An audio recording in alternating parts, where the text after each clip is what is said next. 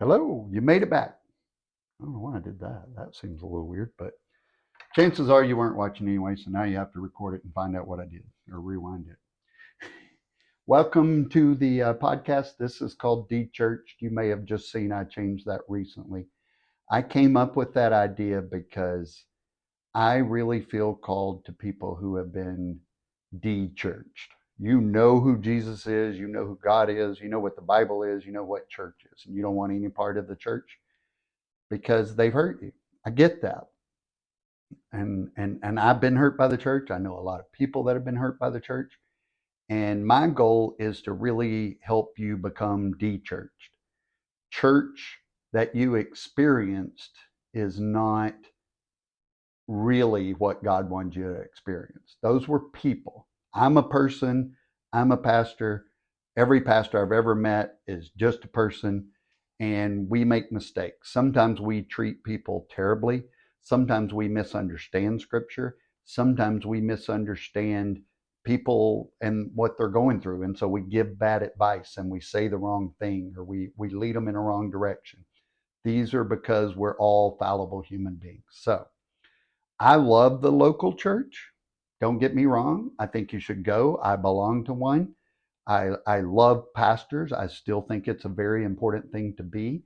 What to me is wrong is we're not doing all the work. We need to study our Bible so we know what it says. And then the pastor can get up there and teach all kinds of things because he won't have to teach the fundamental stuff anymore. We'll get it, we'll know it, and we move forward. That's the goal. So don't take de-church to mean I don't like church. Take it to mean I don't want to stay where you were. You need God. And because some pastor, some church, some Christian, some person hurt you, that's not reason enough for you to give up your relationship with God. So get back. And this is how you're doing it. You're on chapter 42 of Genesis. This is huge. I'm sorry, I'm probably talking too loud and you're having to change your volume a lot, but I'll calm down.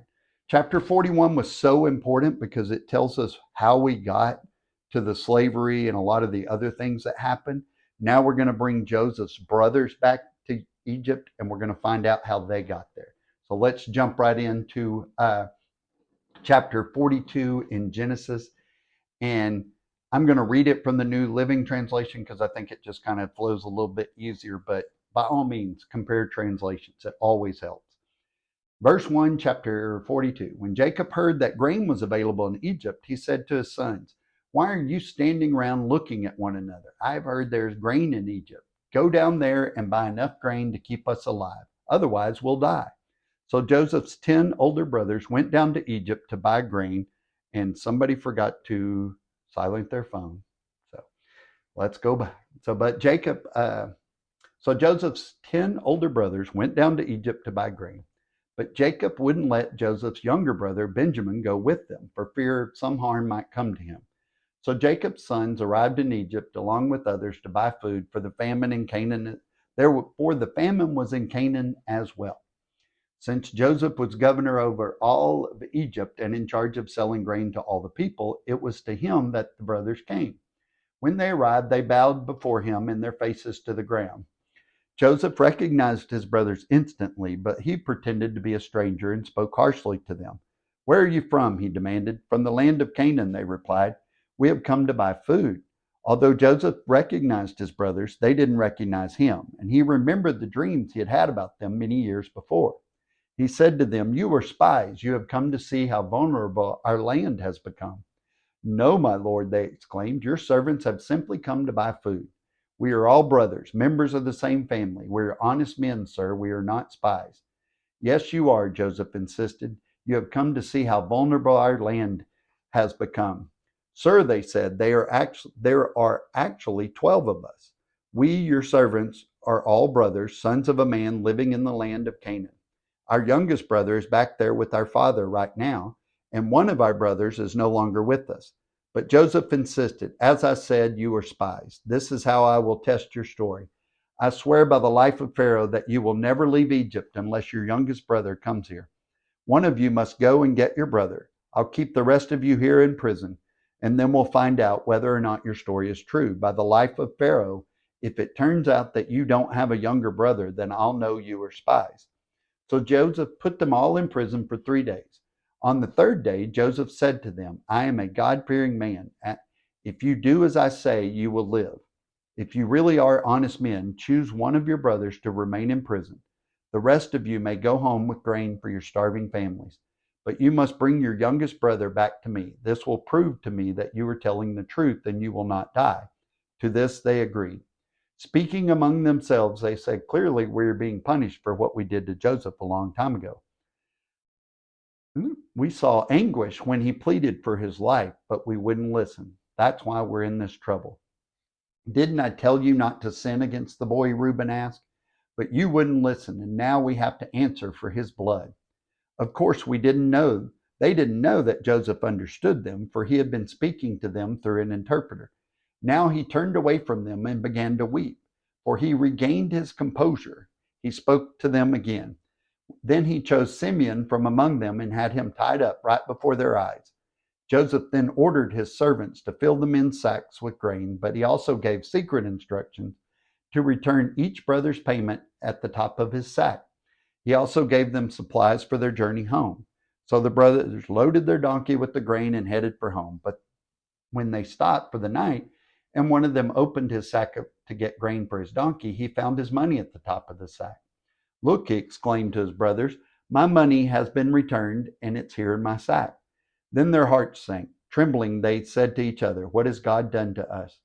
When the brothers came to their father Jacob in the land of Canaan, they told him everything that had happened to them. The man who is governor of the land spoke very harshly to us. They told him, he accused us of being spies scouting the land. But we said, we are honest men, not spies. We are 12 brothers, son of one father. One brother is no longer with us, and the youngest is home with his father in the land of Canaan. Then the man who is governor of the land over us, this is how I will find out if you're honest men. Leave one of your brothers here with me and take grain for your starving families to go on home. But you must bring your youngest brother back to me. Then I will know that you are honest men and not spies. As they emptied out their sacks, there in each man's sack the bag of money he had paid for the grain. The brothers and their father were terrified when they saw the bags of money. Jacob exclaimed, you are robbing me of my children. Joseph is gone, Simeon is gone, and now you want to take Benjamin too.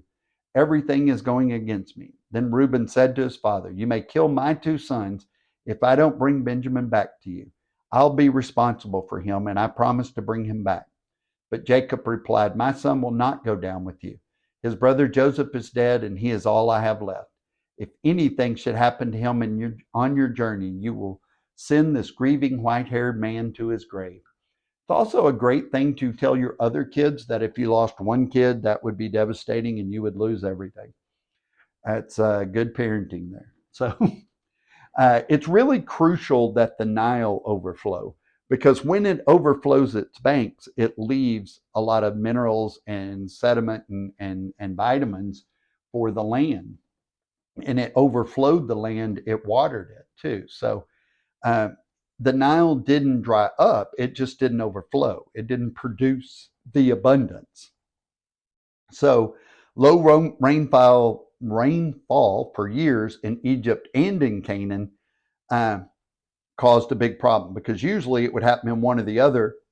So they would just go to one or the other to get food. But it was different. It happened in both places. So had God not given Pharaoh this prophetic dream, there would have been massive starvation in Canaan and Egypt, and the story that we know as the Exodus wouldn't have happened, because those people would have died out. So Egypt sold a lot of their food too to other nations, so that's another way they got really wealthy. For the people, though, the Egyptian people, it was this Semite foreigner, this Joseph, who was to blame, because he was the one they all saw every day. And then they blame his family, the tribes of Israel, when they come. So they still blame the Jews for the wealth they took when they left during the Exodus. So there's still a lawsuit in the World Court every once in a while trying to get this money back. So Egypt believes that the Exodus happened. So back in Canaan, we see Jacob, he's in dad mode saying, why are you just sitting around here? And these are middle-aged and older men. These are not little kids sitting around the yard. These are men that are like, hey, your family's about to starve. You need to do something about it. God didn't choose men who are great. He chose mediocre men. He chose these particular ones because he's great, not because they are. He chose me because he's great, not because I am. So Jacob orders them, except for Benjamin, to go to Egypt. He also, kept him because he was his favorite, obviously. But remember, Joseph, he looked Egyptian because he had lived there this whole time. He had makeup on, he had an Egyptian name, he was clean shaven, his clothes, his hair, it was all Egyptian. And he spoke Egyptian. I find it interesting that he still speaks Hebrew. He remembered his native language, and that's important. So he remembered all of his dreams, and it was at this moment that those dreams were really coming true. His family was coming back and bowing to him, and he realized all the divine providence that had been at work to bring him to this moment. He now knew why God allowed all this stuff to happen. That's a great feeling. I don't know if you've ever experienced it, but when you've gone through something really, really bad, and then you find out it was all God's providence, he was taking you somewhere, such an amazing feeling because you're not upset anymore. You're not mad or angry or hurt. So some testing was needed, obviously, to see if his brothers had been prepared by God to receive what he's about to tell them. The brothers assumed he was an Egyptian and just couldn't understand him, obviously. So he also heard Reuben trying to absolve himself. It's like, hey, I told y'all not to do that. Joseph must have believed him because rather than keep the all-important firstborn, which is Reuben, he ordered Simeon, the second one, to be born, to the second son to be held hostage. So Joseph messes with their heads a little bit. I'm the youngest brother. I've got all my oldest brothers here, and they are kind of within my realm. I'm going to take advantage of it. He's a regular little brother, just like me and a lot of other little brothers. So they all decided that God was just giving them what they deserved, and that is common. My bride this morning, we were talking, and she said, maybe it's a result of that. And I immediately stopped it and said, no, it's not. We've been forgiven. We've got to believe that we've been forgiven and quit thinking that way. But it's human nature to always go back that way. Jacob's reply is, you've taken two of my children away, and now you want a third. So he blames them for what happened with Joseph, and now he blames them for Simeon being held hostage there. He's not going to let them take a third. So Reuben gives Jacob the guarantee. Of course, he doesn't really trust Reuben too much. But we see the wisdom in Reuben being denied his firstborn birthright too, because he's always making these big statements without really thinking through the consequences of that.